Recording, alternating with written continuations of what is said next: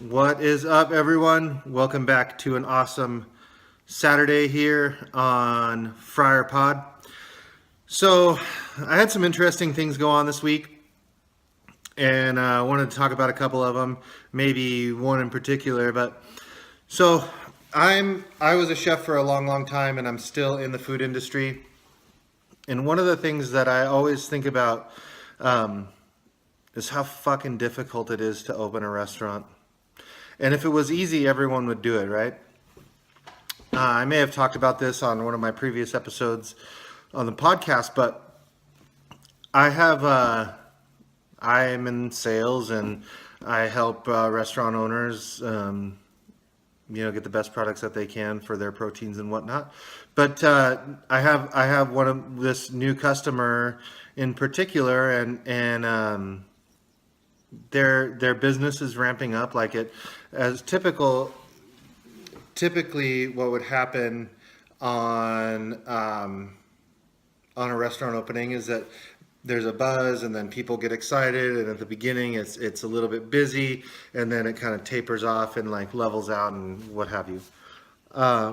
Sometimes it kind of starts off, slower, or it will start off with a bang and then kind of have a meteoric rise. But what I see happen is that there's kind of goes up and then kind of levels out, levels out a little bit. But I have this one customer that it's a husband and wife, I think, and they're going for it, man, and it's freaking awesome. They're going for it, and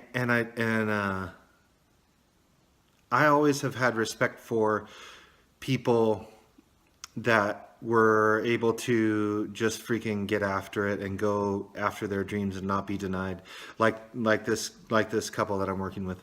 But it was really funny. Like it kind of what brings me to what I wanted to talk about today was the fact that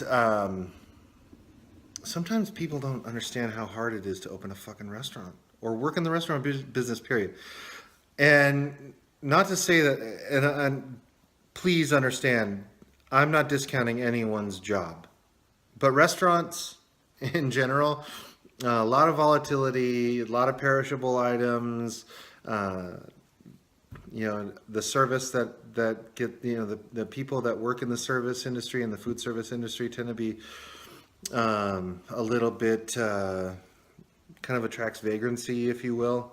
But when people are able to really like buckle down and go after it and like see it through from start to finish, I have nothing but admiration for them, because I could tell you something. While I've been a partner in a restaurant before, I've never done it. I never did it on my own to this point. I'm not going to say never will or whatever, but the fact is that I haven't done it to this point, and anyone that's able to do that, it's the same thing with someone getting a college degree, in my opinion. Like the fact that you were able to see something from start to finish and like just know that like the end is so far away, and accomplish your goal of like getting a diploma or a degree or a secondary degree or whatever the case is. It's one of those things that just like I admire that, and this couple, they've had some misfortune and with like refrigeration going down and losing product, and so I helped them out over during the week of like putting product in my car and freaking zooming it to them when they said they were completely out because their refrigeration went down. And sometimes I think people that are in the food service industry, like that are on the sales side or doing what I do, if they've never worked in restaurants or opened a restaurant or been a partner in a restaurant or done anything in an actual restaurant, don't necessarily know what it means to someone to be able to pick up a phone and say, "Hey man, I have an emergency, can you help me out?" And then the person on the other end say, Yeah, I can relate. I know what you're going through, and I've been through it. It's really an interesting dynamic, um, and that's kind of what I wanted to talk about on this beginning part of the vlog for today. But um, 2019 has started off pretty awesome. I'm learning a lot. I have all of these posts you'll be able to see on either YouTube, or you can go directly to the website FryerPod.com. At one point or another, I'll be able to go FryerPod.com or FryerPod.com, and there'll be text link that you can click on, or text link that you can click on, um, and you can go check out what I've got going on. You can read. I write. Um, Sometimes I do arts and crafts. You'll see soon, as I add to the website. Um, some of my own artwork and some of the stuff that I've created will be on there and available if anyone likes it. They're more than happy to. I'm going to have it on there for purchase. So, um, but I feel like we're not even a month into the year, and I've accomplished a ton. I've accomplished a ton. I have a really good knowledgeable working of how to use Squarespace and set up templates and pages and blog posts. I've done. Um, I registered a domain. I set up my YouTube page. Those are small things for people, but when you grew up, I'm 45 years old. I just had a birthday, um, a couple weeks ago, and when you are my age, I didn't grow up with computers in my classrooms, or I think in my school we had like one computer lab in elementary school, starting in like fifth grade or something like that, and it wasn't, computers weren't a part of everyday working life until, I mean, I graduated high school in 1992, and still wouldn't say that like computers were prominent in my high school. Um, so I feel like I'm accomplishing a lot. I'm really stoked on the energy that I'm creating, and the things that we're doing. Or I keep going saying weird, but it's just me. I'm stoked on the things that I'm doing on the website, and I'm going to continue to keep writing. But and I'm going to close out with this. I have a totally freaking awesome thing that I'm going to be doing, and I'll figure out how to get like a landing page on the website. But I'm going to start doing a documentary, and the documentary is going to be called American Food.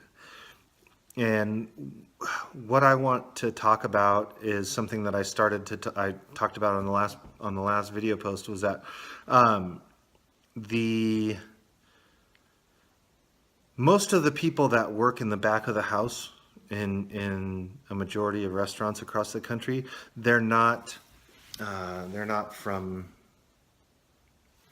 here. They're not from the United States. Period. Point blank.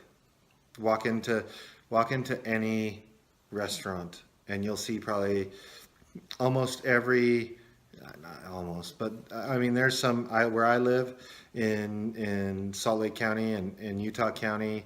Um, there's a vast population of a lot of mix of college students working and stuff like that. But if you were to go across the country and look at a majority of dishwashers, bussers, um, prep workers, janitorial people, um, line cooks, sous chefs, uh, I would venture to say you're going to find a majority of people that are either legal or